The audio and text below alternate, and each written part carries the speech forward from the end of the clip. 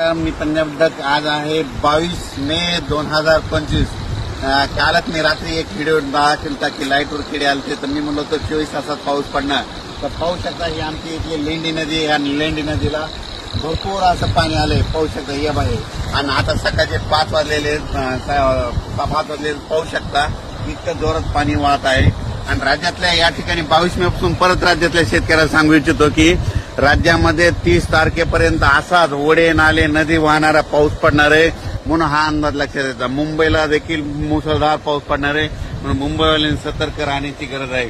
राज्यातल्या सर्व शेतकऱ्याला सांगू इच्छितो की राज्यामध्ये पूर्व विदर्भ, पश्चिम विदर्भ, दक्षिण महाराष्ट्र, उत्तर महाराष्ट्र, कोकणपट्टी, खानदेश, मराठवाडा 22 मे पासून तर 30 मे पर्यंत असा नदी ओढे नदी नाले वाहतील असा पाऊस पडणार आहे, म्हणून हा अंदाज लक्षात येतो.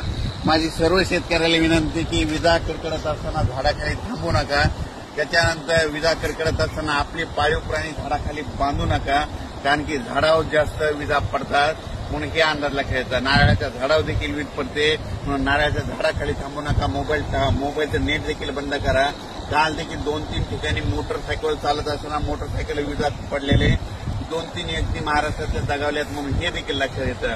आणि राज्यात सांगायचं झालं तर म्हणजे हा पाऊस 30 तारखेपर्यंत दररोज 2-2 दिवस वेगवेगळ्या भागात पडणार आहे आणि जमिनीमध्ये चांगली 1 फूट वर जाणार आहे, म्हणून हा अंदाज लक्षात येतात. मग सांगायचं झालं तर हा पाऊस सांगायचं झालं तर सर्वात जास्त मुंबईला पडणार आहे, नाशिककडे पडणार आहे, त्याच्यानंतर कोकणात पडणार आहे, कोल्हापूर, सातारा, पुणे खूप पडणार आहे, म्हणजे नगर जिल्ह्यात देखील खूप पडणार आहे. आणि त्याच्यानंतर मुंबईकरांना सतर्क सांगू इच्छितो की तुमच्या मुंबईलाचं जनजीवन असं विस्कळीत होईल असा म्हणजे 27, 28, 29 देखील पाऊस पडणार आहे, म्हणून हा अंदाज लक्षात येतात. राज्यातल्या सर्व शेतकऱ्याला सांगू इच्छितो की तुम्ही तुमची स्वतःची काळजी घ्या, आपल्या पाळीव प्राण्यांची काळजी घ्या, म्हणून हा अंदाज लक्षात घ्यायचा.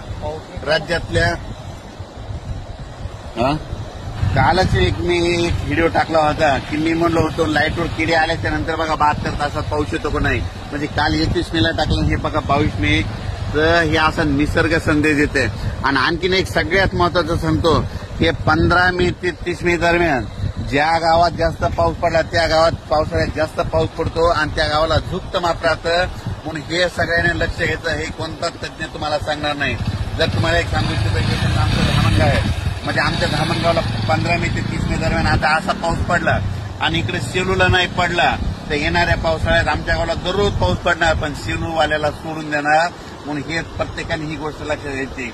ज्या गावाला जास्त पाऊस पडला तिथे जास्त पाऊस पडतो, म्हणून हे लक्षात येतं. राज्यातल्या सर्व शेतकऱ्याला सांगू इच्छितो की लगेच उद्याच्याला एक अंदाज